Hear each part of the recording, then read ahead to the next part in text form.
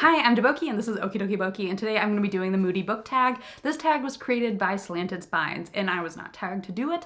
I just saw a bunch of people whose videos I like doing it and I was watching them and I was like, this looks like fun. So those people include Yogi with a Book, Remembered Reads, and the novel Sanctuary. So I'm going to leave all of their videos down below because I have considered myself effectively tagged by all of them because that is to me how tags work. If you are someone whose videos I watch and you do a tag that I think is interesting, I consider myself tagged. Question number 1, do you consider yourself a mood reader? Yes, definitely. I have moods. I have books for those moods. I don't know that I understand my moods well enough to understand when I should be reading books for those moods. I've realized I am not always good at realizing that if I am getting angry at a book, I am allowed to put it down. I'm allowed to stop reading it, And I'm starting to recognize that more and more. And so I think sometimes I will think that I am reading a book for a mood and then realize when I am done that actually the book put me in more of a bad mood than when I started, and that is on me. So I am a mood reader. I'm just a very bad mood reader. Number 2, do you set TBR lists and do you stick to them? So yes and no. So I don't plan out a TBR, but because most of my reading is library reading, I kind of effectively have a TBR because it's dictated by what books I have checked out from the library.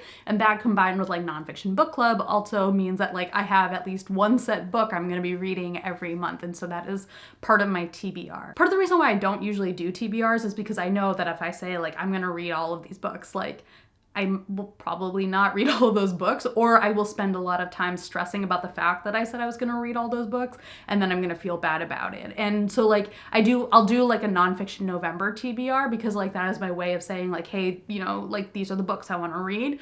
And then again, with libraries, I'll do my library check-in videos as a way of saying yeah, these are going to be the books I'm going to read going forward. And so I have found that sometimes it is useful to kind of put that pressure on myself to say I'm going to read these books.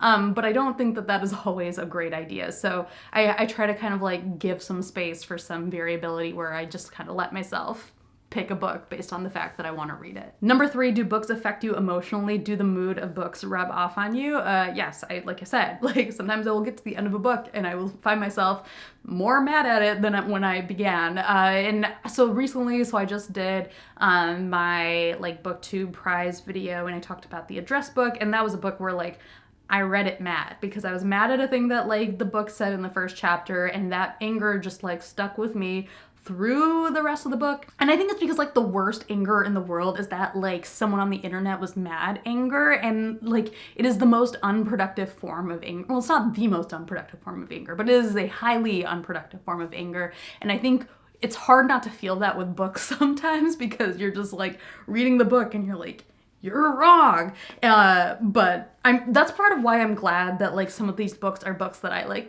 talk about with people on YouTube and live streams and stuff, because at least you can register your anger with that book with someone else. I think that's part of why I need BookTube as an outlet, because otherwise I will just sit there and just be mad, and that is not good. You can't hold that in. Question number 4, when you're feeling sad, what do you read or do you not read? I think I probably read romance. I think I'm pretty stereotypical in that way, where I think romance is very much an escape for me. I think also fantasy is good for that. I definitely stay away from classics or literary fiction.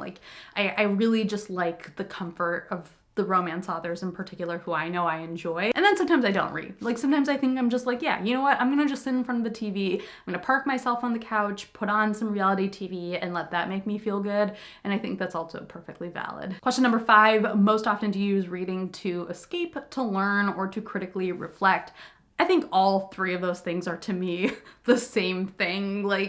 I am a compulsive overthinker. I can overthink anything. I think it's why I like biology and hate physics, because physics is a subject that benefits, in my opinion, from not overthinking. Mechanics to me is something that is super logical and I can't handle that, whereas biology is something that thrives on overthinking things and like moving through different possible explanations and just like being like, maybe it's this thing, maybe it's that thing. And that's how I feel about books too. Like I feel like with a lot of books, my experience of reading them and enjoying them is based in part on the fact that I really like overthinking them. Same with like reality TV. Like all of my things that I like that like sometimes people would call trash are things that I love, not just because they are escapes from the real world, but because they are escapes from the real world because I can overthink these parts of the world without having to actually think about the real world, you know? And also same with learning. Like I enjoy learning and it's fun for me. Learning is an escape from whatever other thing I'm probably supposed to be doing. So it's really hard for me to know what the difference between like escape, critical reading, and like learning are, because I think they're all the same. Question number 6, what is a book that made you laugh out loud? I just read Fever Pitch by Nick Hornby. Fever Pitch is a memoir about Nick Hornby's obsession with the soccer team Arsenal, which also happens to be my husband's favorite soccer team. And I do not recommend becoming a fan of Arsenal because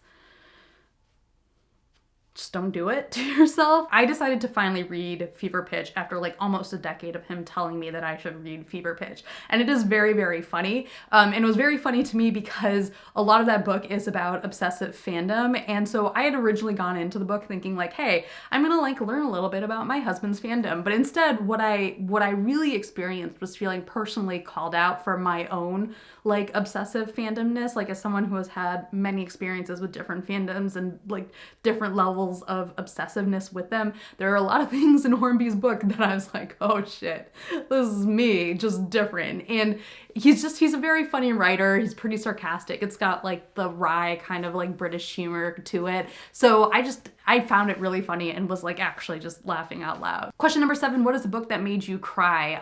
Or close to it. And this for me is The Lonely Ghost by Hannah Alkoff, and I did a whole review of it along with The Cemetery Boys, which I'll link to down below. This is a middle grade book about like the spirit who has like been friends with this little girl, but like has been kind of like, you know, is a ghost in a way where like this friendship is not going to necessarily be a good friendship for either of them, because there is like loss on the ghost side, and on the girl's side there is the living world that she is actually trying to inhabit. And so it's this really like beautiful and delicate story just about like the difficulty of that kind of friendship. And so just the way the book handles their development as characters and their friendship, it's just like it touches on so many things from that experience of like being a young kid and trying to have friends and like dealing with bullies and dealing with like a friend who is someone you trust a lot, but also someone who like you don't know if you can trust entirely. And I just think it did a really good job with that in the context of this supernatural setting as well, and drawing it to all of these other stories of grief, and still also being very joyful and fun at times too. Like it is also an adventure story.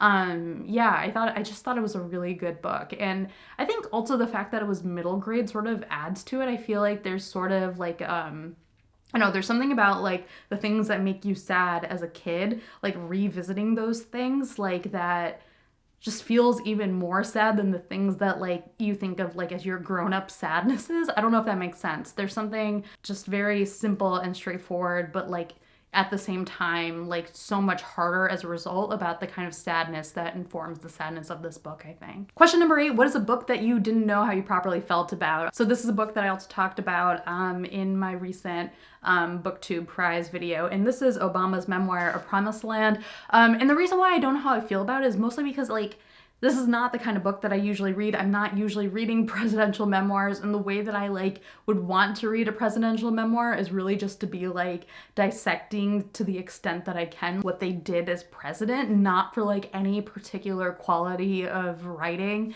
And so a lot of the standards that I would usually use to like decide how I felt about the book are just like not applicable here. Like this is not a book that I want more edited. This is not a book that I want to be shorter than it currently is. It's not a book that like I want less of or told more efficiently. It's a book like if we could just like have all of Obama's thoughts like completely unstructured, unedited, like I would be like, that is the best case scenario. And that is very different from what I want out of most books. And so there's just something kind of difficult for me to assess in terms of like how I feel about the book. And I think the other part that's difficult about like assessing how I feel is a lot of my feelings are about like how I want politics to be or how I want politicians to talk about their legacy, which is not gonna probably ever match up with the reality of like how they're going to do it. And so it's just hard for me to kind of like articulate like a coherent set of thoughts. Like it's hard for me to give that book a review. Like if you asked me to give a star rating, like I'd probably give it a good rating, but like it wouldn't mean the same thing as like the good rating that I give literally any other book. It's a book that I feel like can only be compared